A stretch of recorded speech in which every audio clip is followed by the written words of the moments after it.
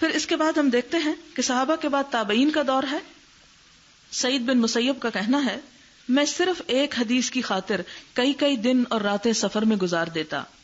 حضرت عبداللہ بن عمرو بن العاص جو حضور صلی اللہ علیہ وسلم کی مجلس میں آپ کی احادیث سن کر لکھ لیا کرتے تھے، احادیث کے اس مجموعے کا نام صادقہ تھا. ان سے ملاقات اور استفادے کے لیے ابن الدیلمی نے فلسطین سے طائف تک کا سفر اختیار کیا. علقمہ اور اسود ائمہ تابعین میں سے ہیں جنہیں حضرت عمر کی روایت کردہ احادیث دوسرے لوگوں سے پہنچتی ہیں، لیکن وہ انہی احادیث کو براہ راست حضرت عمر سے سننے کے لیے 1 ماہ کی مسافت طے کر کے عراق سے مدینہ پہنچتے ہیں. ابو اسحاق السبیعی کا کہنا ہے مجھے کسی بھی سرزمین میں جب کسی علم کے خزانے کی اطلاع ملی اسی طرف رخت سفر میں نے باندھ لیا، یعنی میں نے سفر اختیار کیا. مکحول کہتے ہیں کہ طلب علم کی خاطر میں نے ساری زمین کی خاک چھان ماری. دمشق کے رہنے والے یہ تابعی صرف ایک مسئلے کی تحقیق میں اپنے سفر کی رداد یوں بیان کرتے ہیں کہ میں بنو حذیل کی ایک خاتون کا مصر میں غلام تھا. جب اس نے مجھے آزاد کیا تو میں نے مصر میں جو علم میسر تھا وہ حاصل کیا.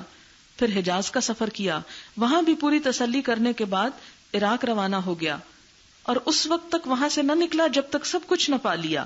پھر شام ہو لیا اور مسلسل تحقیق میں مصروف رہا، اور یہ ساری کوششیں نبی صلی اللہ علیہ وسلم کی نفل نماز کو جاننے کے بارے میں تھی کہ آپ کے نوافل کیسے تھے اور کتنے تھے. ایک مسئلے کی تحقیق کے لیے کہاں کہاں گھوم پھر رہے ہیں. آج ہم نے یہ طریقہ چھوڑ دیا، غیروں نے اپنا لیا. وہ ایک بات کی تحقیق میں ملکوں کا سفر کرتے پھرتے ہیں. حضرت حسن بصری بھی کعب بن اجرا سے صرف اتنی بات جاننے کے لیے بصرہ سے کوفہ کا سفر کرتے ہیں کہ جب آپ صلی اللہ علیہ وسلم کے ساتھ حدیبیہ کے سال عمرہ کے لیے جا رہے تھے اور کسی تکلیف کی وجہ سے آپ نے سر منڈانے کا فدیہ دیا تھا، پوچھتے ہیں کہ وہ کیا فدیہ تھا، تو جواب اس کا تھا 1 بکری. یعنی 1 بکری لفظ سیکھنے کے لیے وہ بصرہ سے کوفہ سفر کرتے ہیں، کیونکہ اس دور میں نہ فون تھے، نہ فیکس تھے، نہ انٹرنیٹ تھے، نہ کتابیں تھی، نہ ہی ٹیپ ریکارڈر تھے، نہ کیسٹس تھی، نہ سی ڈیز تھی، کچھ بھی نہیں تھا. لہذا انسانی ایفرٹ ہی سب کچھ تھی، اور وہ ان ساری کوششوں کے ساتھ علم کے لیے نکلے. آج ہمارا حال کیا ہے کہ سب کچھ ہمارے گھروں میں رکھا ہوا ہے اور ہمیں پڑھنے کی توفیق ہی نہیں. اور یہ حقیقت ہے کہ جب تک ایک ماحول میسر نہ ہو انسان سیکھ نہیں سکتا. امام زہری اپنی زندگی کے 45 سال 45 ایئرز اس علم کے سیکھنے میں گزارتے ہیں، اس لیے کہ وہاں ایک ایک حدیث کو جاننے کے لیے آپ کو مہینے کا سفر کرنا پڑتا ہے.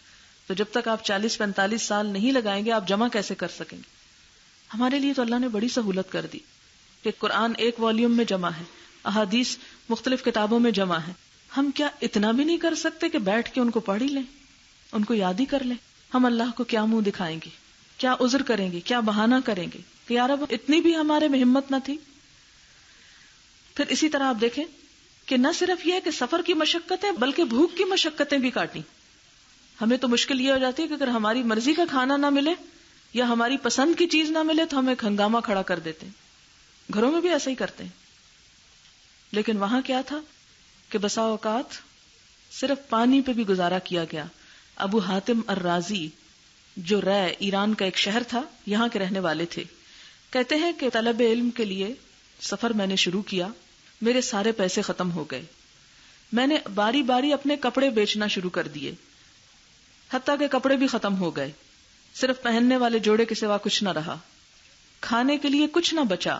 لیکن اس کے باوجود میں مسلسل علماء کے پاس حاضر ہوتا رہا. شام کو جب اپنے ٹھکانے پہ لوٹتا تو بھوک کی شدت مٹانے کے لیے پانی پیتا رہتا اور صبح بھوکی کی حالت میں نکل کھڑا ہوتا. علم تو اس طرح حاصل کیا گیا. اگر آپ اچھے کھانا کھانا چاہتے ہیں، اچھی غذا حاصل کرنا چاہتے ہیں، تو پھر آپ کے گھروں کی آرام دہ زندگی آپ کے لیے بہت اچھی ہے. ہو سکتا ہے کہ آپ بہت دور دراز سے سفر کر کے آتے ہوں روز، اور آپ کو ناشتے کا گھر میں پراپر موقع نہ ملتا ہو سکتا ہے واپس جاتے جاتے آپ کو شام ہو جائے اور دوپہر کا کھانا آپ کو آرام دہ میز پہ بیٹھ کے نہ ملے. لیکن یہ یاد رکھیے کہ یہ 1 سال کی جو قربانی ہوگی اس کا ایک ایک چیز اللہ تعالیٰ لکھ رہے ہیں اور اس سب کی آپ کو جزا بھی دیں گے. ابن طاہر المقدسی 6 صدی کے علماء میں سے ہیں. اپنے بارے میں لکھتے ہیں کہ طلب علم کی خاطر میں گرمی میں ننگے پاؤں چلتا رہا اور 1 مرتبہ سواری نہ ملی. میری کتابیں میری پشت پر لدی ہوتی. 2 مرتبہ گرمی کی شدت سے میں نے خون کا پیشاب کیا، یعنی اتنی صحت بگڑی. ایک دفعہ بغداد میں اور دوسری مرتبہ مکہ میں۔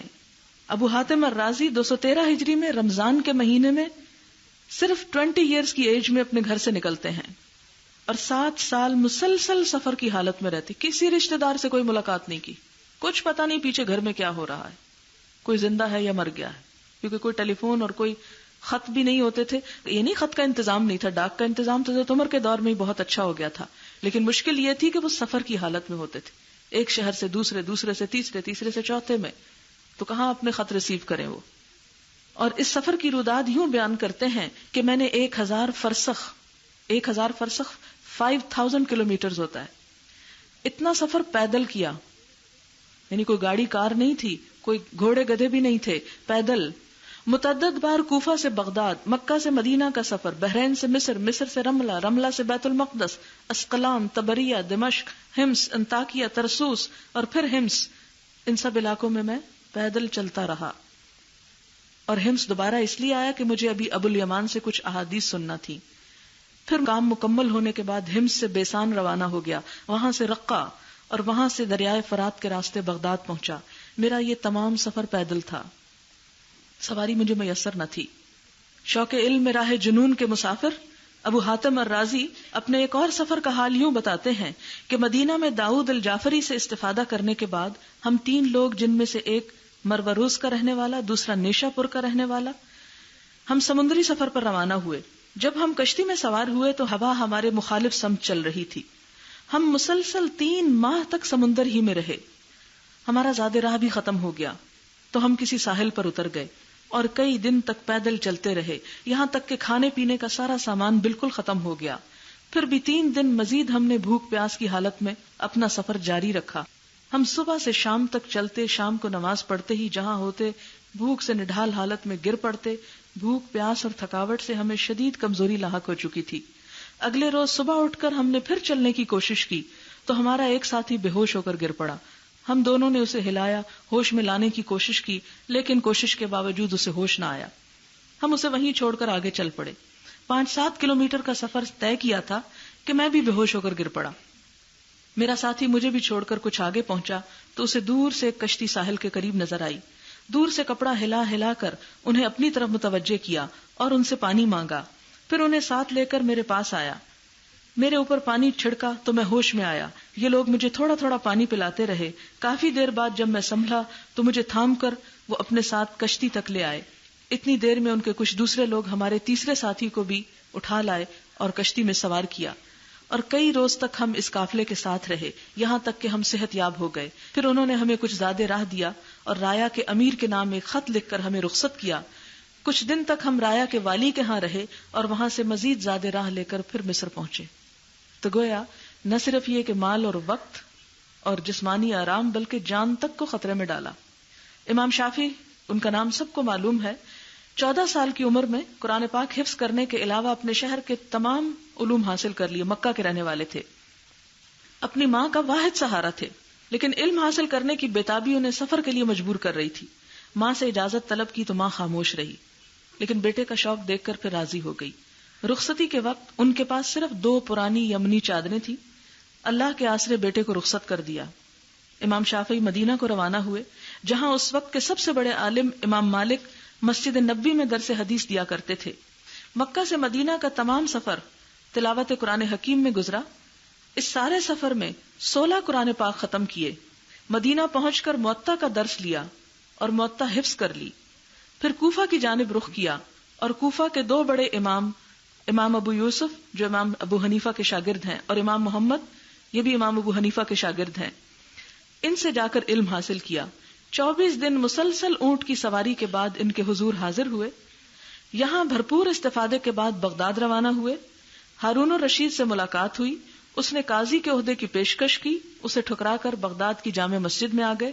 3 سال بغداد میں قیام کیا، پھر دوبارہ اپنے استاد امام مالک کی خدمت میں حاضر ہوئے۔ وہاں 3 دن ٹھہرنے کے بعد واپس اپنی ماں کے قدموں میں مکہ جا پہنچے۔ واپسی پر امام مالک نے جو ہدیے اور غلہ اور اونٹ وغیرہ ساتھ دیے، ماں ان سب چیزوں کو دیکھ کر پریشان ہو گئی اور بیٹے سے کہنے لگی، میں نے تمہیں صرف علم حاصل کرنے کے لیے بھیجا تھا، یہ دنیا کا مال کمانے کے لیے نہیں۔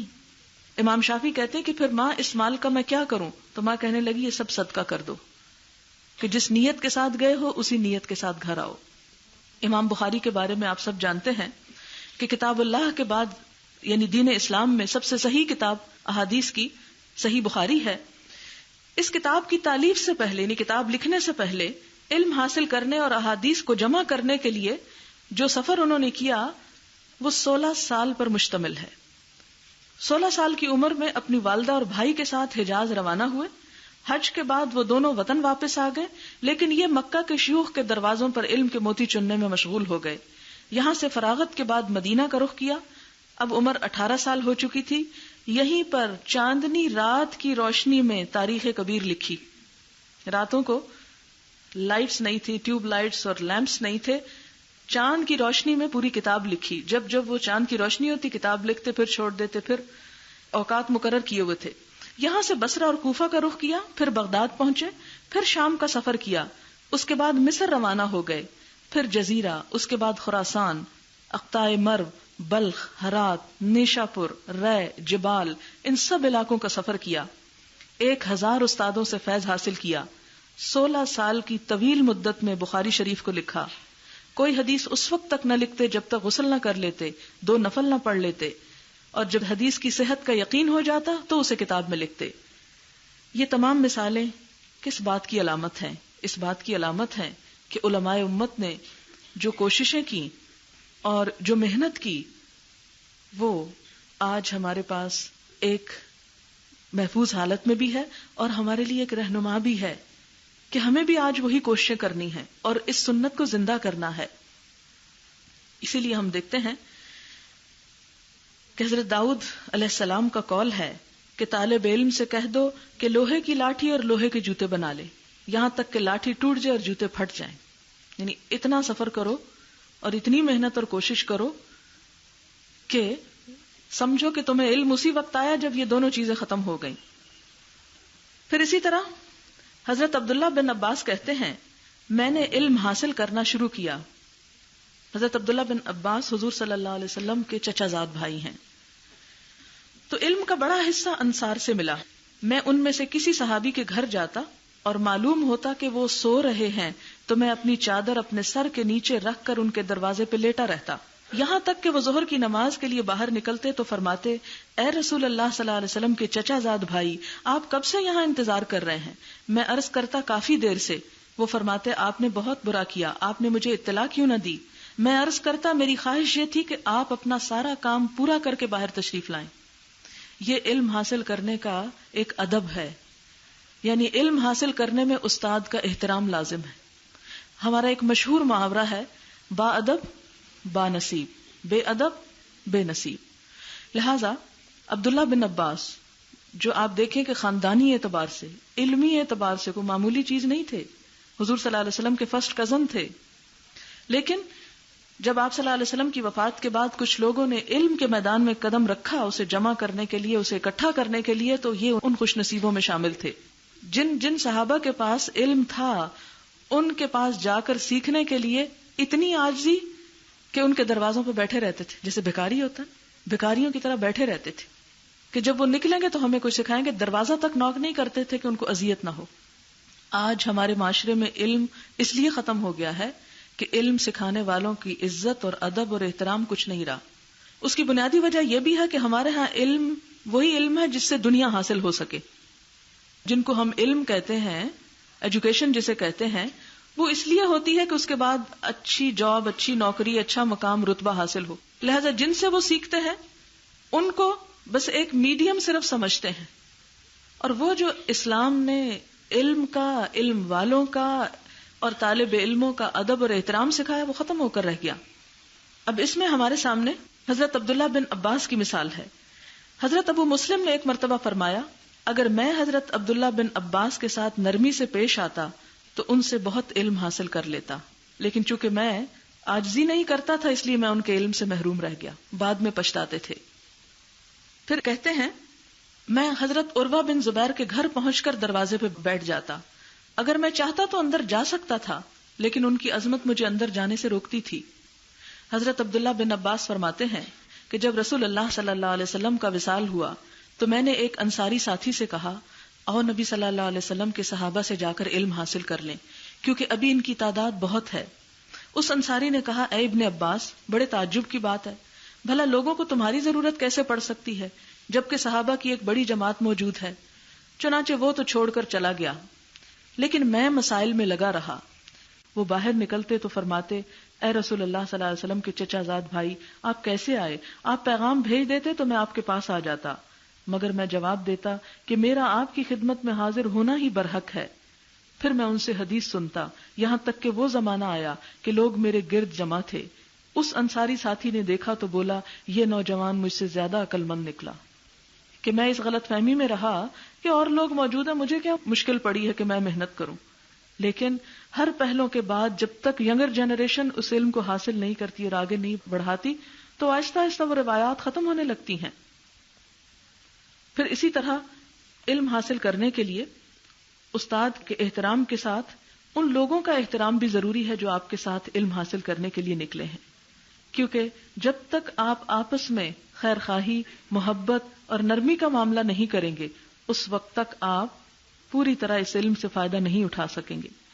قرآن اور دین کے علم کا ایک مزاج ہے، جب تک وہ مزاج پیدا نہ ہو تو اس وقت تک وہ مقصد اور منزل حاصل نہیں ہوتی۔ لہذا اس مزاج میں کچھ چیزیں آتی، نمبر 1 نیت کا خلوص، نمبر 2 اصلاح کی کوشش، نمبر 3 استاد کا احترام، نمبر 4 اپنے ساتھ کے طالب علموں کا احترام اور محبت اور خیرخواہی، اور نمبر 5 وہ ماحول جس کے اندر ہم ہیں اس ماحول کا احترام۔ اسی لیے جب آپ یہاں پر موجود ہیں تو آپ کے لیے لازم ہے کہ اس ادارے کے اصول، ضوابط، قواعد کا احترام کریں، ان کی پابندی کریں۔ اگر آپ اس ڈسپلن کی خلاف ورزی کریں گے ہمیں نقصان کم پہنچے گا، آپ کی ذات کو نقصان زیادہ پہنچے گا۔ آپ وہ کچھ حاصل نہیں کر سکیں گے جس کے لیے سب کچھ تکلیفیں اٹھا کے یہاں پہنچے۔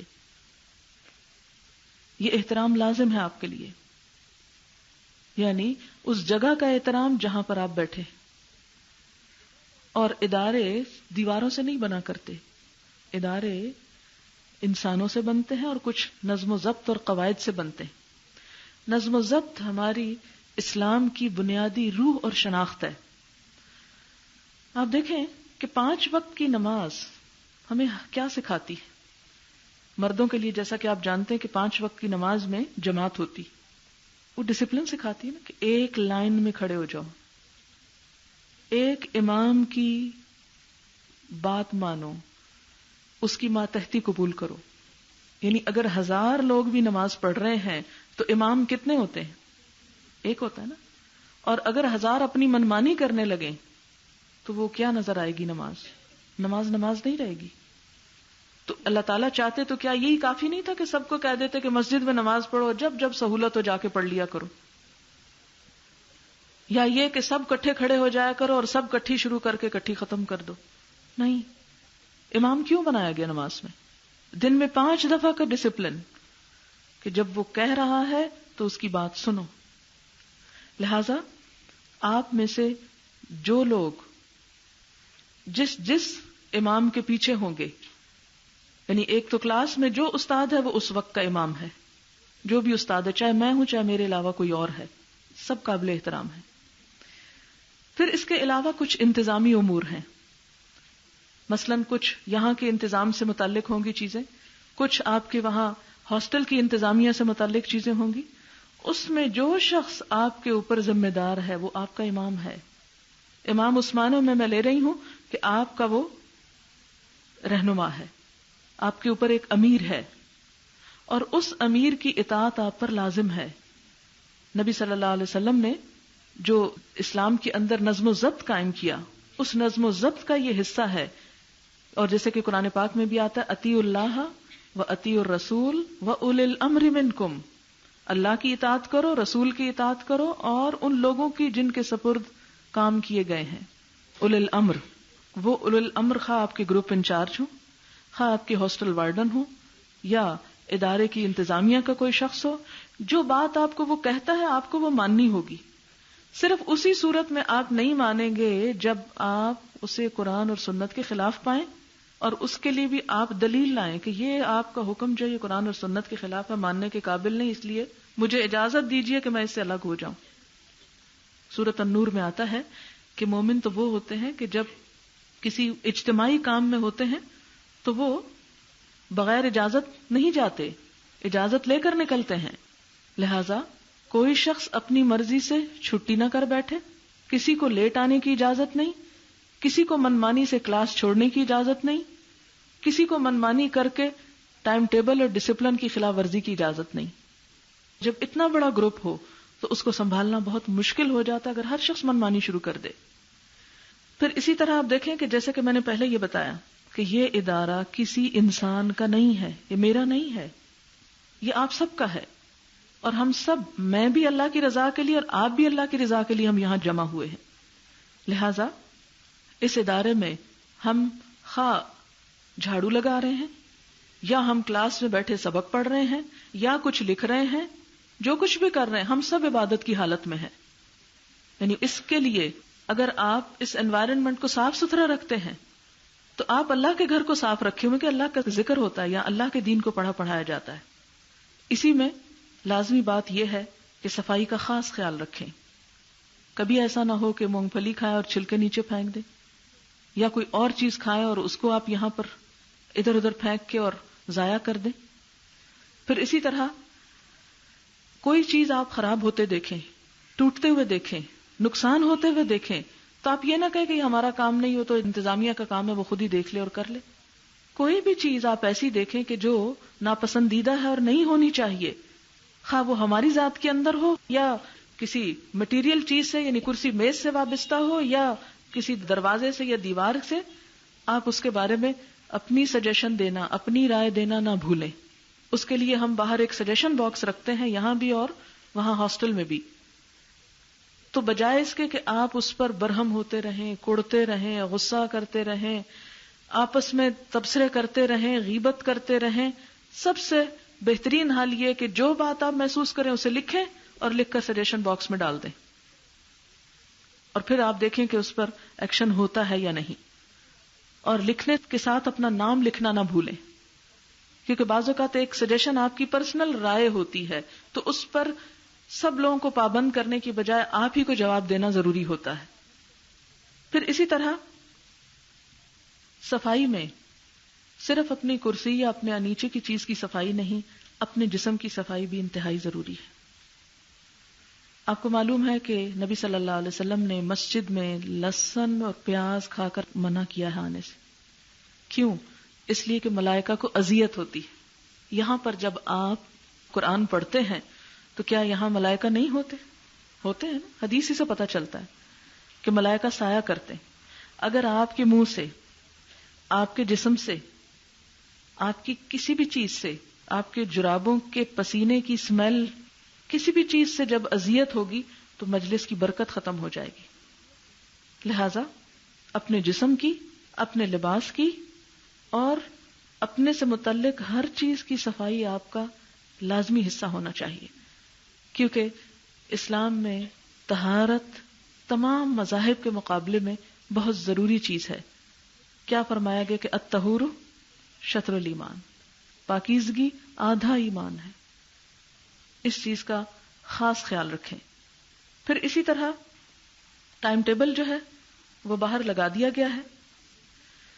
ہمارے ہاں سب سے پہلے گروپ ڈسکشن ہوتی ہے، اس میں پچھلے دن کا سبق سنا جاتا ہے کہ کل جو آپ نے کیا اس کو یاد کتنا کیا، اور اس پر گریڈنگ بھی ہوتی ہے۔ پھر اس کے بعد تجوید کی کلاس ہوگی، قرآن پاک کو صحیح طور پر پڑھنے کی۔ اس کے بعد گرامر ہے، اور یہ بھی روزانہ ہے۔ اس میں بھی آپ کو گرامر صرف برائے گرامر نہیں پڑھائی جائے گی، اسے قرآن سے ریلیٹ کیا جائے گا۔ مثلا ناؤن اگر آپ کو پڑھایا جاتا ہے، اسم، تو آپ کو پہچان ہو کہ قرآن میں کون کون سے اسم ہیں۔ تو یہ اس اینگل سے، یعنی ہماری یہاں جو گرامر پڑھائی جاتی ہے وہ ایسی نہیں کہ جس سے آپ کو عام روزمرہ کی بول چال کا فائدہ ہو۔ اس میں فائدہ آپ کو کیا ہوگا کہ اس قرآن کے ترجمے کو درست کر سکیں آپ، اور باقی جب آپ کو اصول سمجھ میں آ جائیں گے تو اگر آپ کبھی زندگی کے کسی موڑ پر عربی زبان بولنے کے لیے بھی سیکھیں تو اس میں بھی یہ چیزیں آپ کو فائدہ دے جائیں گی، کیونکہ ہماری اصل مقصود اور کنسنٹریشن قرآن پر ہوگی۔ پھر اس کے بعد یہ کہ تربیہ کی کلاس ہے، اس میں ہم مختلف تحریروں کے جو اقتباسات ہیں وہ پڑھ کر سناتے بھی ہیں اور ڈسکشن ہوتی ہے، اسٹوڈنٹس کا بھی اوپینین اس میں لیا جاتا ہے، اور یہ اس لیے ہوتی ہے تاکہ ہم سب کے اندر ایک بہتر سوچ جنم لے. وہ اسکالرز یا وہ لوگ جنہوں نے اپنی زندگیاں غور و فکر میں گزاری اور وہ جس نتیجے پر پہنچے، ان کی تحریروں سے آپ لوگ بھی فائدہ اٹھائیں اور اپنے اجتماعی طرز عمل کو کمپیئر کریں کہ ہم کیا کر رہے ہیں. پھر اسی طرح دعائیں آپ کو ساتھ ساتھ سکھائی جائیں گی، کیونکہ دعا عبادت کا نچوڑ ہوتا ہے. چونکہ ہم اللہ کے راستے پہ نکلے، اللہ کی مدد کے بغیر ہم ایک قدم نہیں اٹھا سکتے، اس لیے پہلے دن سے ہی آپ کو دعائیں یاد کروائی جاتی ہیں تاکہ صرف یاد نہ کریں بلکہ ان کو سمجھیں بھی اور اس کو اپنے عمل میں بھی لا سکیں. پھر اس کے بعد قرآن پاک کی کلاس ہوگی، اس کا طریقہ کار میں قرآن پاک کی کلاس میں بتا دوں گی. پھر آخری حصہ جو ہے وہ فقہ کا ہوگا، اور فقہ میں ہم کتاب الطہارہ سے شروع کریں گے انشاءاللہ تعالی، کیونکہ ہمارے ہاں اکثریت خواتین کی ایسی ہے کہ جن کو حیض نفاس سے پاک ہونے کا طریقہ بھی معلوم نہیں اور طرح طرح کے توہمات کا شکار ہے اور کنفیوژن کا، سسپیشنز کا، جس کے نتیجے میں وہ یکسوئی اور کانفیڈنس حاصل نہیں ہوتا کہ کس طرح ہم واقعی اپنے آپ کو پاک سمجھے، کون سی ہماری کنڈیشن پاکی کی ہے اور کون سی ناپاکی کی ہے. اور اس بارے میں ٹپس پہ آپ کو باتیں پتہ ہونی چاہیے، مسائل آپ کو انگلیوں پہ یاد ہونے چاہیے تاکہ آپ واضح طور پر اپنی زندگی کو بہتر طور پہ گزارے اور کل کو جب لوگ آپ سے پوچھنے کے لیے آئیں تو آپ بھی ان کو بہتر طور پر گائیڈ کر سکیں، کیونکہ یہ فرائض میں سے ہے. اگر ہم پاک ہی نہیں تو نہ ہماری نماز قبول، نہ ہمارا روزہ قبول، نہ ہمارا حج عمرہ، کچھ بھی. بہت ساری اسلام کی چیزیں جو ہیں ان کا انحصار جو ہے وہ پاک ہونے پر ہے. پھر اسی طرح یہ ہے کہ یہاں پر جب آپ آ جائیں تو باہر کی دنیا سے رابطہ ختم کر دیں. یہ نہیں کہ یہاں پر آپ بیٹھے ہوئے اور موبائل آپ نے ساتھ رکھا ہوا ہے، جس طرح ہمارے ہاں عام فیشن ہو چکا ہے کہ کلاس میں بھی بیٹھ کے یا کسی بھی مجلس میں بیٹھ کے وہاں نہیں، باہر کی دنیا سے مصروف گفتگو ہوتے ہیں. اسی طرح جب یہاں پر آ جاتے ہیں تو اپنے ذہن کو یکسو کر کے اور فارغ کر کے آئیں. یہ نہیں کہ آپ یہاں آئیں اور آپ کو ایک بات یاد آ رہی ہے، آپ فون پہ جا رہے ہیں، پھر وہاں سے فون کر رہے ہیں. پھر اپنے کام سے کام رکھیں. اور اس میں عباد الرحمان کی جو ایک بڑی اہم خصوصیت ہوتی ہے کہ وہ لغویات سے پرہیز کرتے ہیں، بے معنی، بے مقصد، بےہودہ چیزیں، ان سب سے بچتے ہیں، بےہودہ گفتگو سے، بےہودہ مذاق سے، بےہودہ گوئی سے. اور ان کی زندگی صرف وقت کاٹنا نہیں ہوتی، وقت کو بہترین سے بہترین طریقے پر استعمال کرنا ہے. لہٰذا آپ کی طرز عمل سے، آپ کی حرکتوں سے آپ ایک باوقار انسان نظر آئیں جو طالب علم کی شان ہوتی ہے. ان چیزوں کا آپ کو اہتمام کرنا ہوگا. اور اسی طرح کل جب آپ آئیں تو باوضو ہو کر آئیں. ہم اپنی کلاس کی ابتدا نفل نماز سے کیا کرتے ہیں. نفل نماز پڑھ کر اللہ سے دعا مانگ کے کہ اللہ تعالی ہمیں اس راستے میں اخلاص، یکسوئی، استقامت اور اسے مکمل کرنے کی توفیق ہمیں عطا کرے. پھر اسی طرح یہ ہے کہ چھٹی کے بارے میں یہاں پر کافی بخل سے کام لیا جاتا ہے، اور سب سے ناپسندیدہ بات جس کا آپ کو سامنا ہو سکتا ہے وہ آپ کی چھٹی کی درخواست کا ریفیوژل ہے کہ وہ قبول نہیں. آپ دیکھیں کہ ساری زندگی میں بہت کچھ کیا آپ نے اور بہت سے کام کیے. 1 سال ہم آپ سے اللہ کی خاطر مانگ رہے ہیں اور اس 1 سال کو اسی نام پہ رہنے دیں اور باقی چیزیں جو ہیں ان سب کو بھول جائیں. اگر آپ ان سب کو ساتھ لے کے چلنا چاہتے ہیں تو 2 میں سے ایک کا انتخاب کر لیں، یا اس کا یا اس کا. کیونکہ 1 دن کا جو لیسن ہے ہمارا ایوریج 1 دن میں 2 رکوع ہوتے ہیں ایوریج، کیونکہ 3 ٹرمز ہیں، ہر ٹرم میں 10 پارے کرنے ہوتے ہیں، ہر ٹرم 4 مہینوں پر مشتمل ہے. اگر 4 مہینوں میں 10 پارے کرنا ہو تو ہر مہینے میں 2.5 پارے ہمیں ختم کرنا ہے. یہ ایک ایوریج حساب میں آپ کو بتا رہی ہوں. اور 2.5 پاروں میں تقریباً 40 رکوع ہوتے ہیں یا اس سے زیادہ، بعض اوقات 50 تک بھی چلے جاتے ہیں. تو 1 مہینے میں چھٹیاں وٹیاں نکال کے 25 دن اگر آپ کے بنتے ہوں تو اس میں ایوریج آپ کو 2 رکوع پڑھنا ہوتے ہیں. شروع میں چونکہ 2 رکوع نہیں ہوتے، کم ہوتا ہے کیونکہ یاد کرنے کی ابھی عادت نہیں ہوتی، تھوڑا تھوڑا ہم چلتے ہیں. پھر وہ آہستہ آہستہ سپیڈ بڑھتی ہے تو بسا اوقات 2 سے 2.5 3 تک بھی آ جاتی ہے. اگر آپ 1 دن 2.5 رکوع مس کر گئے، 2 رکوع مس کر گئے تو اگلے دن وہ ساتھ لگانا آپ کے لیے بہت مشکل ہو جائے گا، وہ کچا رہ جائے گا آپ کو. اور پھر بعض لوگوں کا خیال ہوتا ہے اچھا ہم کسی سے نوٹس لے لیں گے. آپ جس سے لے رہے ہیں آپ کو کیا معلوم کہ اس نے سن کے صحیح بھی لکھا ہے یا نہیں. لیکن علم اس طرح حاصل نہیں ہوا کرتا. اس کے لیے ضروری ہے کہ آپ یہاں بھی حاضر ہوں اور یہاں سے جانے کے بعد پڑھیں، پڑھنے کے بعد سنائیں، اور ہر پارے کے ختم ہونے پر ساتھ ہی آپ کا ٹیسٹ ہوا کرے گا.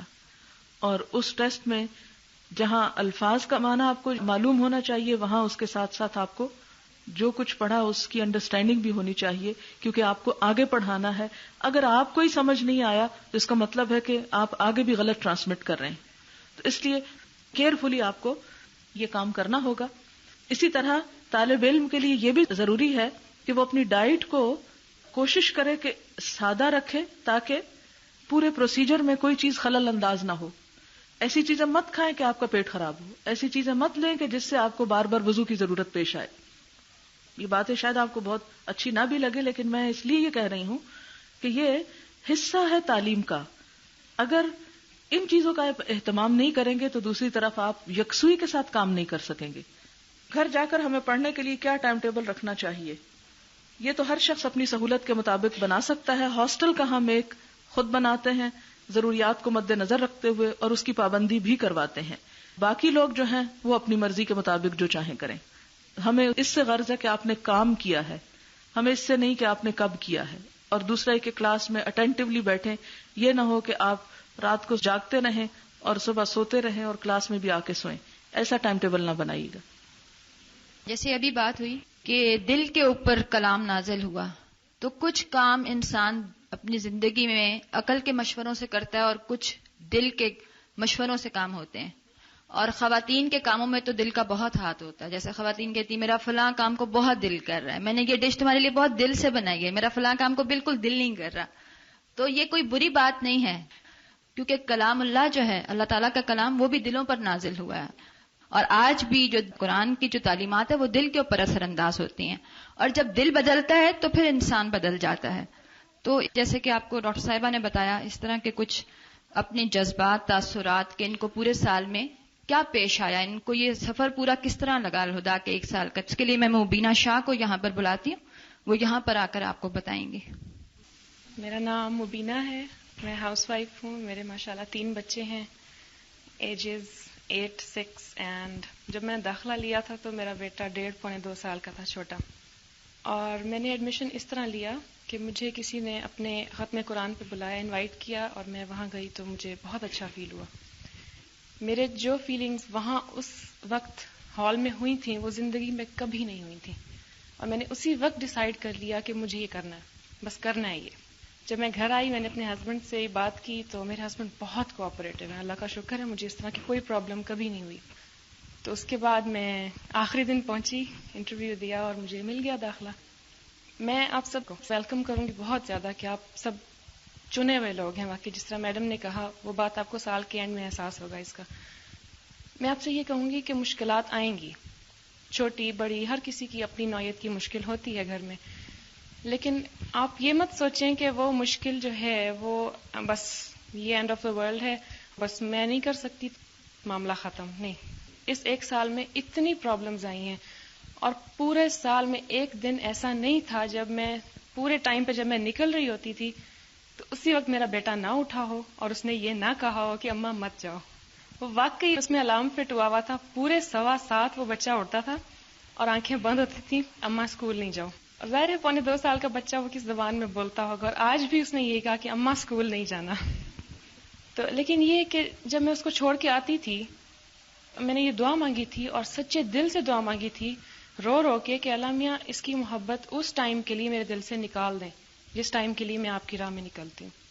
اور اس دعا نے مجھے اتنا ہیلپ کیا تھا کہ میں سوچ بھی نہیں سکتی کہ میں اللہ تعالیٰ پہ جو بھروسہ کرتی ہوں تو وہ کس انداز سے اس بھروسہ وہ پورا ہوتا ہے، اور میرا مان کتنا بڑھتا ہے اس چیز سے کہ میں نے واقعی بھروسہ کیا تھا، ہمیشہ بھروسہ کیا. مشکل آئی، بیمار ہوئے بچے، کچھ ہوا، پرابلم ہوئی یہاں آنے کی، پڑھنے کی، ٹیسٹ دینے کی، میں نے ہمیشہ دعا کی، بہت دعا کی، اور یہی کہا کہ اللہ میاں بس مجھے کچھ نہیں پتا، آپ نے کرنا ہے یہ میں آپ کی راہ میں نکلی ہوں تو بس میرا راستہ آسان کرنا ہے. اور وہ اس طرح سے آسان ہوتا تھا کہ میں آپ کو ڈیٹیل نہیں بتا سکتی، وقت چھوٹا ہے اس وقت، لیکن واقعی میں آپ سے یہی کہوں گی کہ بہت زیادہ دعا کیا کریں روزانہ، آپ کے لیے ہر چیز آسان ہو جائے گی. یہاں بیٹھنا، یہاں کی سٹارٹ کی تھوڑی بہت مشقت جو جسمانی بھی ہوتی ہے، فیل ہوتا ہے، وہ ختم ہو جائے گی.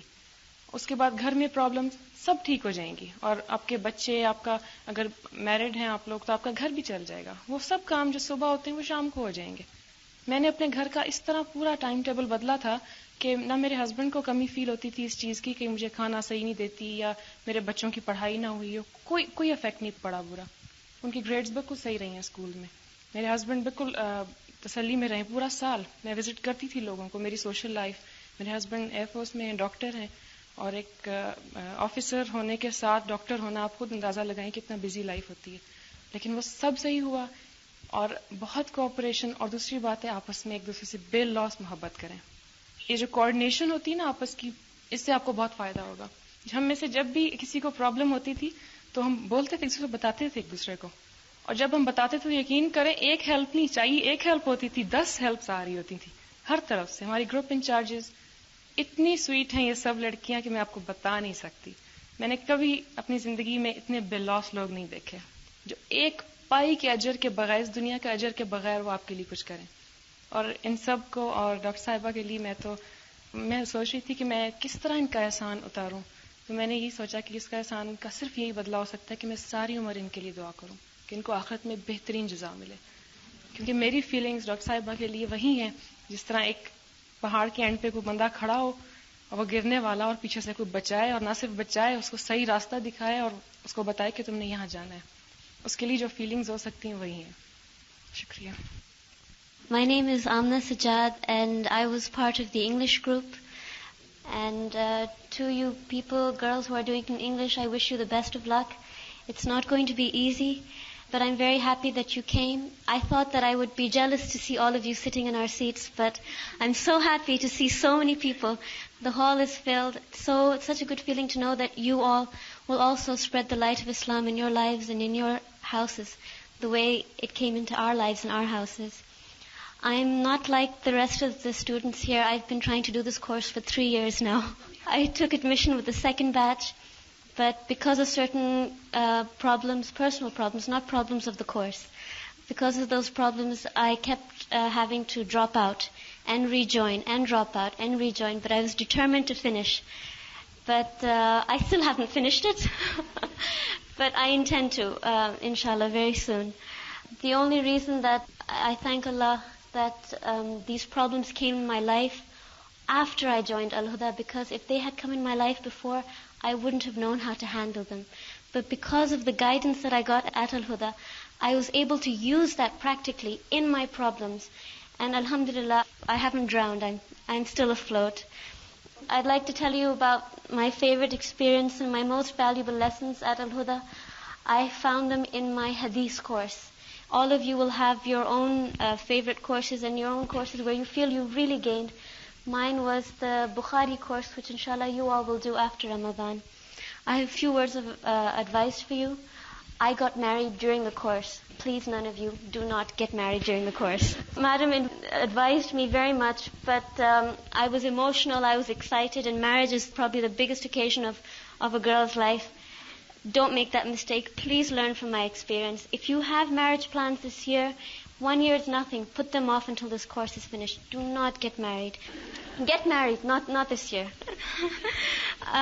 Another important thing I want to say to you, and I'm saying this from my heart, out of what I've seen from other students, is that when Madam teaches us the Quran, we feel great respect for her. So much so that she's teaching us the words of Allah, and we begin to fear her. And when we begin to fear her, we begin to distance ourselves from her. Now, Madam is somebody we have so many good things to learn from, not just from her personal life. And you cannot learn those things if you become afraid of her and if you distance yourself from her. Madam has robe. She has a certain effect on you. That's good. That'll keep your respect. But respect does not mean that you become scared and you distance yourself. She's your teacher. She's going to give you that gift every day that your mother never gave you. Treasure it. Become close to her. All of you have a relationship with her. Don't become scared. Once again, congratulations very much. I'm very happy to have met all of you and to see you all in our seats. Assalamu alaikum wa rahmatullah. یہ آمنہ کو شاید پتہ نہیں ہے کہ اس دفعہ جو لوگ آئے ہیں داخلے کے لیے ان میں سے کچھ لوگوں کی ماؤں سے باقاعدہ لکھوایا گیا کہ وہ اپنی بچیوں کی شادیاں اس 1 سالہ کورس کے دوران نہیں کریں گی کیونکہ آمنہ جیسے لوگوں کا ایکسپیرینس سامنے تھا.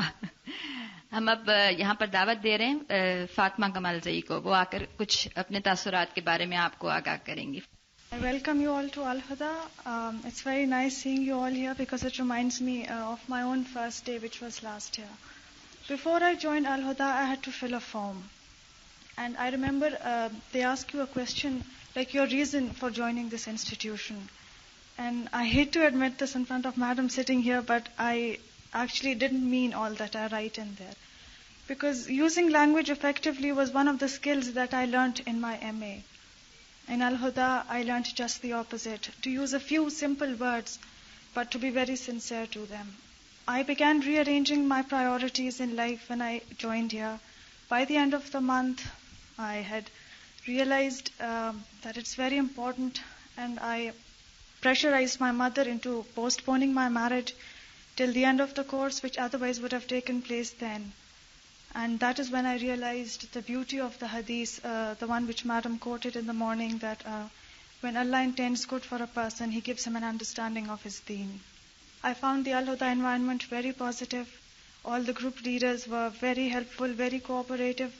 And as for Madam, I don't think I need to say anything much. You'll realize what I'm talking about, inshallah, by the end of the year, next week maybe. And I wish you all a very happy year at Al-Huda. Thank you. Fatima کے بعد تشریف لاتی ہیں اسما galleries, یہ بھی ایک house wife ہیں، یہ کچھ آ کے بتائیں گی. السلام علیکم. انہوں نے ابھی مجھے کہا ہے کہ میں اردو میں بولوں. میں ایسی اسٹوڈنٹ ہوں کہ میں 5 سال پہلے انگلینڈ سے شفٹ ہوئی ہوں، اور یہ میں نے پورا کورس آدھا اردو اور آدھا انگلش مکس کر کے وہ کورس کیا ہے. لکھا میں نے انگلش میں ہوا تھا، بولنے کے لیے مجھے اردو میں کہا گیا ہے. اچھا، میرے 3 بچے ہیں جی. میں ہاؤس وائف ہوں، میرے ہسبینڈ پلاسٹک سرجن ہے، اور ماشاءاللہ بہت بزی ہاؤس ہولڈ ہے ہمارا. تو جوائن کرنے سے پہلے مجھے بہت ڈر لگ رہا تھا کہ کیا ہوگا، بچوں کی چھٹیوں کا کیا ہوگا، ایگزامز کا کیا ہوگا. میں اتنا پڑھاتی تھی بچوں کو کہ آپ لوگ سوچ نہیں سکتے، بہت پڑھاتی تھی. تو بہت ڈر لگ رہا تھا کہ کیا ہوگا. تو لیکن میں نے نیت کی، بہت روئی میڈم کے پاس آ کے کہ میں نے پڑھنا ہے. دل میں بہت شوق تھا. تو میں آئی، یہ تھا کہ کچھ بھی نہیں ہوا. الحمدللہ بچوں کے گریڈز بھی اچھے رہے، چھوٹی موٹی پرابلمز آتی رہی لیکن وہ گزرتی رہیں. یہ ہے کہ آپ ڈٹرمنڈ ہوں، آپ پڑھنا چاہیں، آپ لوگوں کے اندر شوق ہوگا، لگن ہوگی تو اللہ تعالیٰ آپ کی مدد ضرور فرمائیں گے. آپ نے خود انیشل سٹیپ تو آپ نے ماشاءاللہ سب نے لے لیا ہے، اور اب یہ ہے کہ اب اس پہ پکا رہیں، اپنی نیت کو دہراتے رہیں آپ اپنے اندر. اس سے آپ کو بہت مدد ملتی ہے کہ میں یہ کیوں کر رہی ہوں، میں یہ رات کو یہ ٹیسٹ ہے تو یہ میں کیوں پڑھ رہی ہوں سپارہ اتنی دفعہ. دس ول ریئلی ہیلپ یو اے لاٹ. ٹھیک ہے. اور آپس میں فیلنگز جو میری چینج ہوئی ہیں وہ یہ ہے کہ نمبر 1 گھر والوں نے بتایا ہے کہ مجھے غصہ کم آتا ہے، اور یہ ہے کہ I am very peaceful now. الحمدللہ I am at peace with myself. تو اس سے یہ ہوتا ہے کہ when you are happy and peaceful inside then outside things don't affect you as much. آپ لوگوں کے لیے یہ میسج ہے کہ آپ لوگ ایک سیکنڈ اپنے فل اٹینشن دیں، کیونکہ اتنا یہ پریشس ٹائم ہے آپ کے لیے کہ یہ سال آپ کو دوبارہ نہیں ملے گا. آپ لوگ بہت خوش قسمت لوگ ہیں، اور ایک منٹ جو ہے نا وہ ایک چیز آپ یاد کریں، کیونکہ جتنا گڑ ڈالیں گے اتنا میٹھا ہوگا. تو just give it your best and congratulations again. اب ہم روبی طارق کو بلا رہے ہیں کہ وہ کس تجربے سے گزری. روبی طارق. السلام علیکم. سب سے پہلے تو میں آپ کو مبارک دینا چاہتی ہوں، اور آپ لوگ بہت خوش قسمت ہے کہ اللہ تعالیٰ نے آپ کو اپنے کام کے لیے چن لیا ہے. آپ کو یہاں بیٹھ کے مجھے اپنا وقت یاد آ رہا ہے، اسپیشلی جس دن میرا انٹرویو تھا، اور انٹرویو کے بعد جب مجھے فارم مل گیا، اس وقت جو میرے دل کی فیلنگز تھیں اور جو حالت تھی وہ میں ایکسپریس نہیں کر سکتی. اتنی زیادہ ہر چیز بہت نئی اور بہت اچھی لگ رہی تھی. اور اب میں یہ بتانا چاہوں گی کہ میرے 4 بچے ہیں، اور جب میں نے کورس جوائن کیا تھا اس وقت میری سب سے چھوٹی بیٹی جو ہے وہ ابھی 2 سال کی پوری نہیں ہوئی تھی. اور جب میرا فرسٹ ڈے سے پہلے یہ ہوا، 2-3 دن پہلے جو ہے میرے سارے سرونٹس جو تھے وہ چلے گئے. یہ ہے کہ صبح میں فجر کے وقت اٹھتی تھی اور بچوں کو تیار کر کے اس کے بعد یہ ہے کہ سب کو ناشتہ واشتہ دیا، اسکول بھیجا، اور جو چھوٹی بیٹی تھی اس کو ساتھ اپنا لنچ اور اس کی ساری بکس اور ساری چیزیں جو ہیں وہ لے کے میں اس کو یہیں پہ لے آتی تھی. لڑکی میں نے رکھی ہوئی تھی، وہ اس کو باہر دیکھتی رہتی تھی. تو کچھ دن تک تو اسی طرح گزرا. پھر یہ ہے کہ میرے پیرنٹس آ گئے جن کی وجہ سے کافی ہیلپ ہو گئی مجھے. اور پھر جب وہ میری مدر واپس جانے لگی تو انہوں نے کہا کہ تم اپنی بیٹی کو بھیج دو میرے ساتھ، کیونکہ اس طرح تم بھی آرام سے کورس کر سکو گی. تو اس وقت آپ کو پتہ ہے کہ جب چھوٹا بچہ ہوتا ہے تو اس کے ساتھ اٹیچمنٹ بہت زیادہ ہوتی ہے. تو مجھے بھیجتے ہوئے ذرا کافی احساس تو ہوا, ذرا فیل ہوا کہ میں کیسے کروں گی. پھر میں نے کہا نہیں, یہ میں اللہ کے لیے کر رہی ہوں. تو پھر میں نے اس کو وہاں بھجوا دیا. اور وہ دن مجھے اچھی طرح سے یاد ہے جب میں ایئرپورٹ پہ 8 بجے اس کی فلائٹ تھی اور اس کو چھوڑ کے میں واپس یہاں الہدا میں آئی, اور سارے رستے میں روتی رہی تھی. اور لیکن یہ ہے کہ الحمدللہ اس کے بعد اللہ تعالیٰ نے مجھے صبر دیا, اور اس سے مجھے کافی ہیلپ یہ ہوئی کہ میں کنسنٹریٹ کر سکی اپنی اسٹڈیز کے اوپر. اور یہ تھا کہ اپس اینڈ ڈاؤنس آتے ہی رہے, اور ہر دفعہ جب کوئی مشکل آتی تھی تو جو میں سوچتی تھی اس وقت مجھے یہ ہوتا تھا کہ میرا یہ کورس کمپلیٹ ہو جائے. کیونکہ میڈم سے میں نے سنا تھا کہ شروع کے لیکچرز میں انہوں نے ہمیں بتایا تھا کہ جو لوگ جو ہے اللہ تعالیٰ سے مخلص نہیں ہوتے پھر وہ یہ کورس کمپلیٹ نہیں کر سکتے. تو یہ چیز میرے مائنڈ میں اتنی زیادہ بیٹھی ہوئی تھی کہ ہر دفعہ جب کوئی پرابلم آتی تھی تو میں کہتی تھی کہ اللہ کرے کہ میرا یہ کورس کمپلیٹ ہو جائے. پھر اس کے بعد یہ ہوا کہ 2-3 مہینوں کے بعد مجھے پتا چلا کہ میں ایکسپیکٹ کرنے لگی ہوں, اور اس میں پھر یہ تھا کہ مجھے کچھ پرابلمس بھی ہوئی, اور ڈاکٹرز نے تو مجھے کہا کہ آپ بیڈ ریسٹ کریں, لیکن میں تو سوچ بھی نہیں سکتی تھی کہ میں ایک دن بھی اپنا مس کروں. لہٰذا میں نے اللہ تعالیٰ سے بڑی دعا کی اور میں روز آتی رہی. اور اس میں یہ تھا کہ میری کلاس میٹس نے کافی ہیلپ کی, اور مجھے جب بھی کوئی پرابلم ہوتی تھی, لیٹ سے لیٹی ہوتی تھی یا کچھ تھی, کوئی آ کے مجھے دبا رہا ہے, کوئی کچھ کر رہا ہے, تو اس سے کافی مجھے جو ہے ہیلپ ملتی رہی. پھر مجھے یاد ہے کہ ہمارے سیکنڈ ٹرم کے جو پیپرز ہو رہے تھے اس میں گرامر کے پیپر کی میں تیاری کر رہی تھی, اور نیکسٹ ڈے میرا پیپر تھا. تو اس وقت مجھے اچانک ہاسپٹل ایڈمٹ ہونا پڑا, اور سب سے زیادہ پریشانی مجھے یہ تھی کہ میرا گرامر کا پیپر کیسے ہوگا.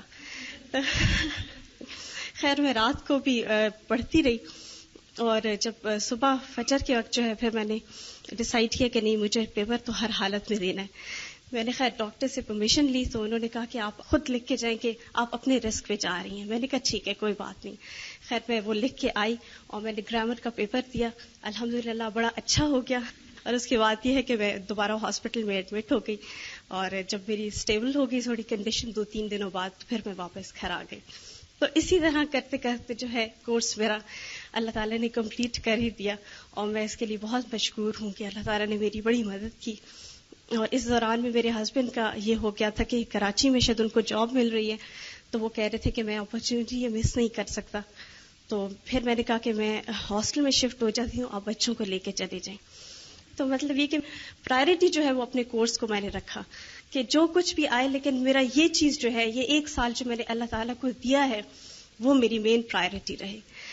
اور میں آپ لوگوں کو یہی ایڈوائز کروں گی کہ اپنا ایک ایک لمحہ جو ہے قیمتی جانیں اور بالکل ویسٹ نہ کریں, اور 1 سال کے لیے اپنے کورس کو سب سے بڑی پرائرٹی آپ بنا لیں, اور اسی کے اکارڈنگلی آپ باقی چیزیں جو ہیں اپنی ایڈجسٹ کرتے رہیں, کیونکہ یہ جو موقع اللہ تعالیٰ نے آپ کو دیا ہے پھر یہ زندگی میں دوبارہ آپ کو نہیں مل سکے گا, اور اینڈ آف دا ایئر آپ کو اس کا جو ہے بہت زیادہ احساس ہوگا. Thank you. First of all, I'd like to welcome you all. I think it's a very big day in your life, and I can remember when I first came and a few other people who were introducing themselves and what they had experienced. And perhaps I don't remember a lot then, but now I remember a lot of things. And I used to think, what is the biggest blessing that Allah has given us? Because He's given us so many blessings in this world. And now at the end of the course, I realized that His biggest blessing is that He taught us the Quran. Perhaps you can only experience this when you've actually finished the course.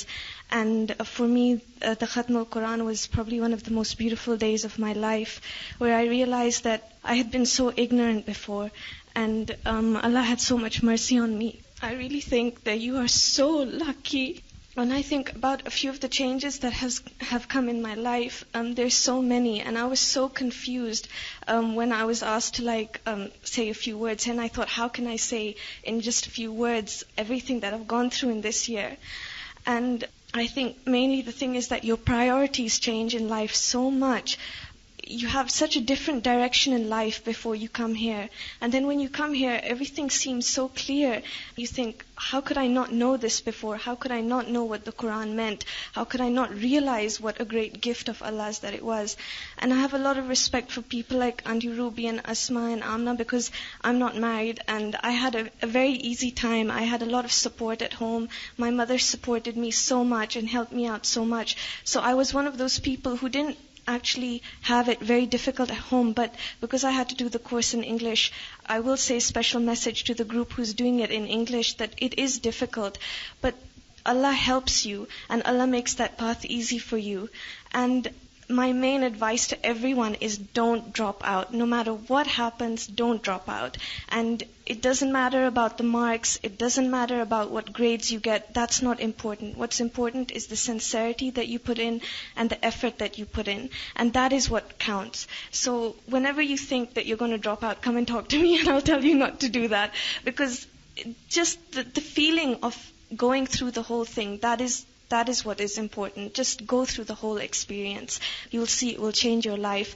And I'm really grateful to Dr. Farhat especially and all of the in charges. They helped us so much and they made it much more easier for us. Thank you and congratulations once again. I'm very happy for all of you. ایک اور میں آپ کو بات بتاؤں, تبسم ابھی بول کے گئی ہیں, یہ اسکول آف اکنامکس لنڈن سے گریجویٹ ہیں. الحمدللہ یہ تمام طالبات جو آ کر اپنی فیلنگز بتا رہی ہیں, مجھے یقین ہے کہ جو ان کے دل میں ہیں یہ 50% بھی اس کو اس طرح ایکسپریس نہیں کر پا رہی. اگر ان کو وقت دیا جائے اور طالبات کو موقع دیا جائے تو آپ کو معلوم ہوگا کہ ان کے دل میں اس وقت کیا کیا کچھ ہے. اور یہ بات آپ کو ابھی سمجھ بھی نہیں آئے گی.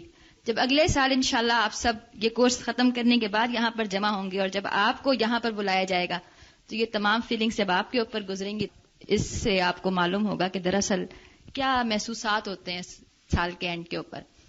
آخر میں بلاؤں گی مسز نسیم کو, یہ بھی ہاؤس وائف ہیں. جس طرح آپ لوگ آج صاحب بیٹھے ہوئے ہیں, اسی طرح کبھی ہم بھی ڈرے سہمے دل میں جذبات لیے, کچھ احساسات لیے, کچھ میڈم کے خوف سے. لیکن اللہ کا شکر ہے کہ دوسرے دن یہ خوف بھی جاتا رہا جب ان کے ساتھ ہمارا پالا پڑا. ہوا یہ کہ میڈم کی ایک شاگرد, میں ان سے پڑھتی تھی, اور یہ میرا بچپن کا, تو اب یہ تو ایک محاورہ ہو گیا کہ بچپن کا شوق تھا. جی میں بچپن سے یہ بننا چاہتی تھی, ایسی بات نہیں. میرے مولوی صاحب نے مجھے کہا تھا کہ اگر تم حفظ کرو گی تو بہت اچھا کرو گی, لیکن شاید وہ شیطان کا وسوسہ تھا میرے دل میں یا دنیا کا وہ تھا کھلنا پن, کیونکہ میں شروع سے ہی ایسی تھی. تو میں نے وہ چھوڑ دیا. میں نے کہا نہیں بس اب میں نے اسکول جانا ہے, اب میں نہیں پڑھ سکتی. لیکن جس وقت میں شعور کی اس حد کو پہنچی کہ مجھے اپنی زندگی میں قرآن کی بہت ضرورت محسوس ہوئی, تو میں نے اپنے آپ کو بڑی لعنت ملامت کی کہ میں نے اپنے آپ سے وہ موقع کھو دیا. لیکن شکر الحمدللہ کہ میری وہ استاد, جن کی یہ بھی استاد ہیں, انہوں نے مجھے اس راستے پر ڈالا. بہت زیادہ مجھے کہا کہ نہیں تم نے ضرور جانا ہے, تم کرو تو صحیح جا کر. تو پھر میں نے میڈم سے بات کی اور میرا داخلہ ہو گیا, اللہ کا شکر ہے. اب میں آپ کو اپنی ہسٹری بھی بتا دوں. میں 6 بچوں کی والدہ محترمہ ہوں. بڑی بیٹی میری 22 سال کی ہے, چھوٹا بیٹا میرا 14 سال کا ہے. اور میں لالہ زار سے آتی ہوں, یعنی کہ پنڈی کا اینڈ کہہ سکتے ہیں آپ اس کو ایک سائڈ پر. اس کورس کے کرنے میں جتنا میرے سسرال والوں کا اپوزیشن کا وہ رول تھا, اتنا میرے ہسبینڈ کا ایک, یہ تو میں نہیں کہوں گی, اتنے کوآپریٹو تھے وہ, اتنے کوآپریٹو کہ میں کہتی ہوں آپ میں سے جو ان میریڈ ہیں سب کو اس جیسا ہسبینڈ ملے. یعنی اتنے کوآپریٹو کہ پورا دن صبح مجھے لے کر آنا, اور باہر وہاں سامنے ایک درخت آپ نکلیں گے دیکھیے گا, اس کے نیچے وہ ہیں, موجود ہیں. جس وقت دیکھیں آپ پورے 2 بجے تک, پونے 2 بجے تک وہ موجود ہیں. ان کو اجر اللہ دے گا, میں تو نہیں کچھ دے سکتی. میں تو بلکہ یہی جا کے کہتی ہوں آج آپ نے کچھ نہیں اچھا پکا کے رکھا, میں کیا کروں, میں بھوکھی آئی ہوں, مجھے کچھ کھلا دو. جب بھی مجھے یہ ہوتا تھا, 1-2 بیچ میں مجھے ایسی فیملی پرابلم بچوں کی, آپ کو پتا ہے جوان بچوں کی مائیں بڑی ہو جاتی ہیں. بہرحال 1-2 پرابلم آئی, میں نے کہا میں چھوڑ دیتی ہوں, بس اب میں نہیں کروں گی. تو میں نے اپنی کولیگز ہیں, اور میری کولیگز مجھ سے اتنی محبت کرتی ہیں کہ میں آپ کو بتا نہیں سکتی, وہ لفظ نہیں ہے میرے پاس کہ جتنے ان لوگوں نے مجھے محبت دی اس 1 سال کے اندر. تو انہوں نے کہا نہیں, کچھ ہو جائے تمہاری پرابلمز اپنی جگہ, لیکن تم نے چھوڑنا نہیں ہے. بہرحال اور پھر ہوتا یہ تھا کہ جب میں گھر جاتی تھی تو میڈم کے جو تفسیر کے دوران مومن مشکل سے نہیں گھبراتا اور مومن مطلب جو ان کے ورڈز ہوتے تھے وہ میرے کانوں میں ایسے گونجتے تھے. میں شکر ہے کہ ان لفظوں نے بھی میرا بڑا حوصلہ بلند کیا. بہرحال اس کے بعد جب ہم یہاں آ گئے تو جو سب سے بری چیز پہلے مجھے لگی, باقی کورس مجھے گرامر نہیں اچھی لگی. میں کبھی انگلش اردو کی گرامر میں نہیں اچھی رہی تھی, تو یہ عربی. لیکن تبسم باجی کے پڑھانے کا انداز, تو انہوں نے بہت اچھا پڑھایا, اللہ کا شکر ہے. اور وہ بہت الحمدللہ مجھے جتنا میری استطاعت تھی مجھے آ گئی. الحمدللہ ہماری طرح اللہ تعالیٰ نے آپ لوگوں کو بھی چن لیا اور آپ بھی ہمارے اس سفر میں شامل ہو گئے جو کہ اللہ تعالیٰ کا لشکر کہلاتا ہے. مجھے یہاں آنے کے بعد یہ پتا چلا کہ مجھے اب کرنا کیا ہے.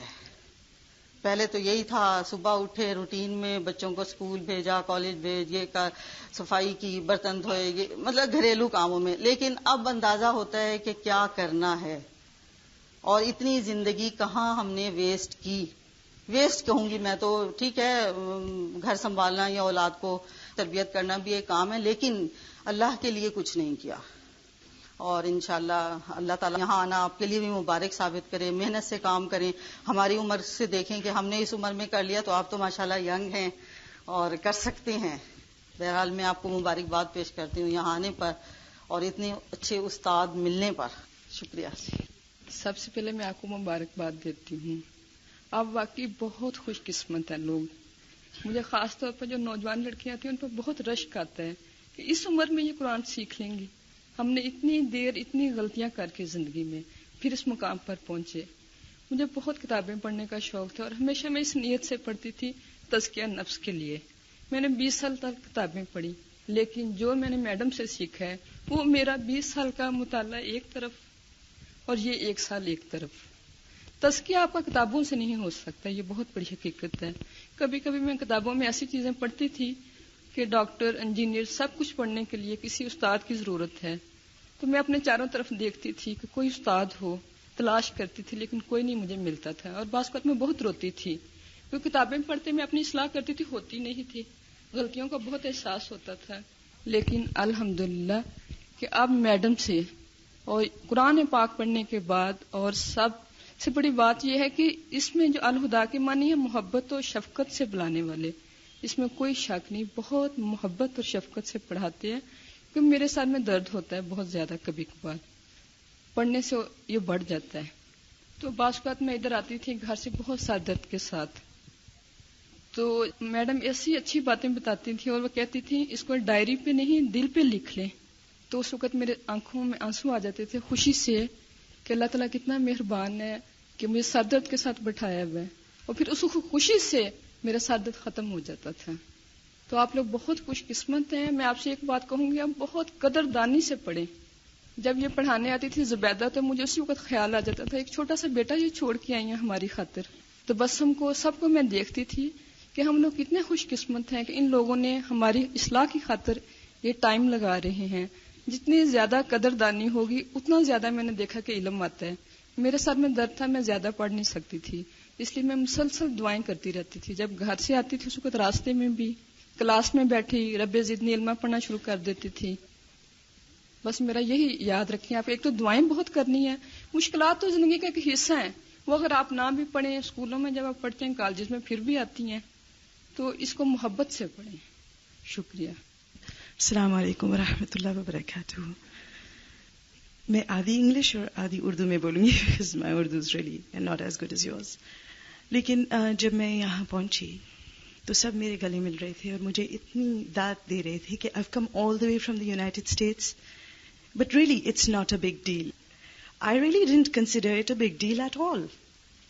You see, میں نیو یارک میں بہت جد و جہد میں تھی, اس لیے کہ وہاں دین سکھایا جا رہا ہے. Because you see America is a melting pot, ہر جگہ سے لوگ آئے ہوئے ہیں وہاں, اور ہر ایک انسان نے دین کو اپنے خود کے ایک کلچرل جس کو بولتے ہیں اڈلٹریشن سے انٹرپریٹ کیا ہے. You have the Sufis, Sufi interpretation ہے, ان لوگوں کا انٹرپریٹیشن ہے جو بلائنڈ فالوئنگ آف مذہبس کرتے ہیں, ان کا انٹرپریٹیشن ہے جو ٹوٹلی فنیٹسزم میں سلف کا نام استعمال کرتے ہیں, ان کا انٹرپریٹیشن ہے جو وہابی کے کیٹیگری میں آتے ہیں. جیسے کہ آپ کو معلوم ہے بہت سارے سیکٹس ہیں. تو میں ایکچولی اپنے نالج کے کویسٹ میں بہت جگہ ٹریول کیا ہے میں نے, انگلینڈ میں, کینیڈا میں, ہر جگہ. لیکن آپ کو پتا ہے کہ جب دین کے علم کی خواہش ہوتی ہے سوائے اللہ کے, اور only to please Allah subhanahu wa ta'ala, Allah guides you in the right way. I had gone through, میں لیکچر کے لیے گئی تھی اور ایک میری اسٹوڈنٹ نے ایک ٹیپ دیا ڈاکٹر فرحت کا, اردو ٹیپ. اکثر میں اردو ٹیپ سائڈ میں رکھ دیتی ہوں کیونکہ اتنے بڑے بڑے لفظ استعمال ہوتے ہیں, they just go up like that.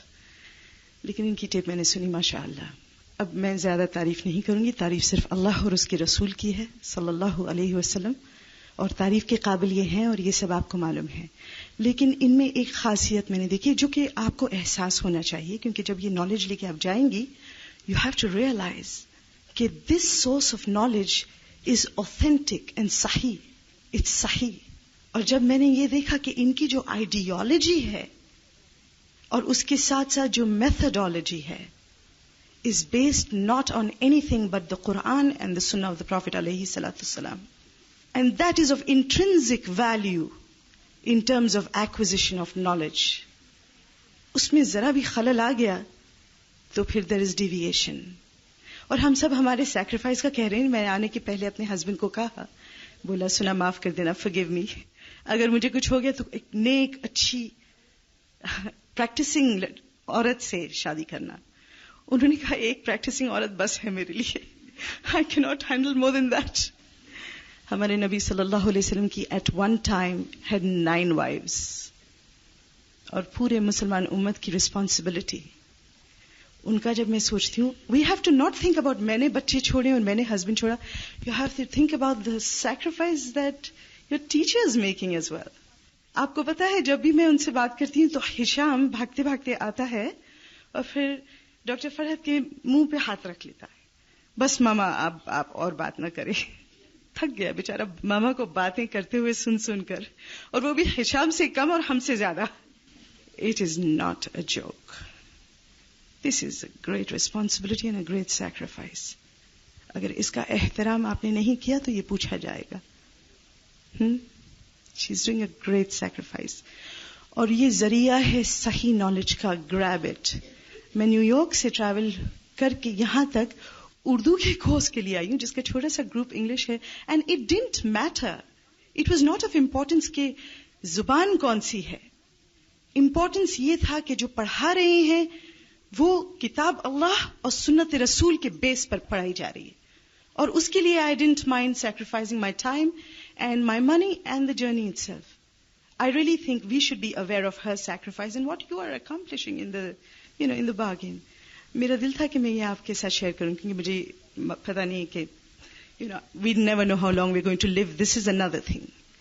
ایک خوبصورت حدیث کہ ہر مسلمان کو 20 ٹائم موت کے بارے میں سوچنا چاہیے, اور روز سونے کے پہلے یہ سوچیں کہ اللہ سبحانہ وتعالیٰ آپ کو دوسرے دن کے علم کی مہلت دے گا کہ نہیں. Really. جزاکم اللہ خیرا. السلام علیکم ورحمۃ اللہ وبرکاتہ. سبحان اللہ والحمد للہ ولا الہ الا اللہ واللہ اکبر ولا حول ولا قوة الا باللہ العلی العظیم. اللہم صل علی محمد وعلی آل محمد کما صلیت علی ابراہیم وعلی آل ابراہیم انک حمید مجید. اللہم بارک علی محمد وعلی آل محمد كما باركت على إبراهيم وعلى آل إبراهيم إنك حميد مجيد. ربنا ظلمنا أنفسنا وإن لم تغفر لنا وترحمنا لنكونن من الخاسرين. ربنا آتنا في الدنيا حسنة وفي الآخرة حسنة وقنا عذاب النار. ربنا لا تزغ قلوبنا بعد إذ هديتنا وهب لنا من لدنك رحمة إنك أنت الوهاب.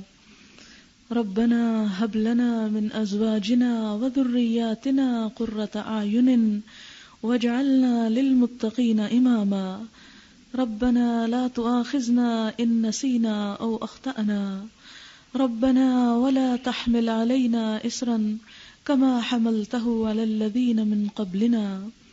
ربنا ولا تحملنا ما لا طاقة لنا به واعف عنا واغفر لنا وارحمنا وارحمنا وارحمنا أنت مولانا فانصرنا على القوم الكافرين يا حي يا قيوم برحمتك نستغيث اللهم إنا نعوذ بك من عذاب القبر ونعوذ بك من عذاب جهنم ونعوذ بك من فتنة المسيح الدجال ونعوذ بك من فتنة المحيا والممات اللهم إنا نعوذ بك من المأثم والمغرم اللهم إنا نعوذ بك من الهم والحزن والعجز والكسل والجبن والبخل وغلبة الدين وقهر الرجال اللهم إنا نسألك علما نافعا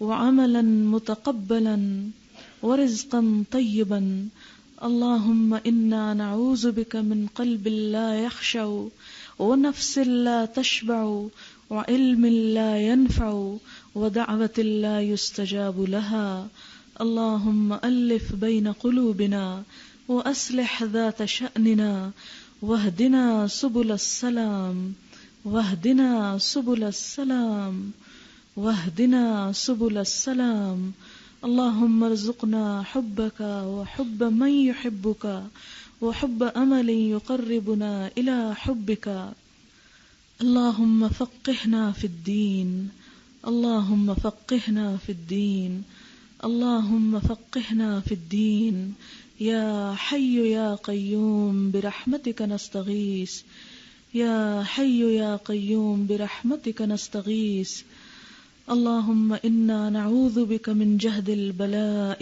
ودرك الشقاء وسوء القضاء وشماتة الأعداء اللهم لا مانع لما أعطيت ولا معطي لما منعت ولا ينفع ذا الجد منك الجد سبحان ربك رب العزة عما يصفون وسلام على المرسلين والحمد لله رب العالمين ربنا تقبل منا إنك أنت السميع العليم وتب علينا إنك أنت التواب الرحيم وصلى الله تعالى على خير خلقه محمد وعلى آله وأصحابه وأهل بيته أجمعين برحمتك يا أرحم الراحمين سبحانك اللهم وبحمدك نشهد أن لا إله إلا أنت نستغفرك ونتوب إليك والسلام علیکم ورحمۃ اللہ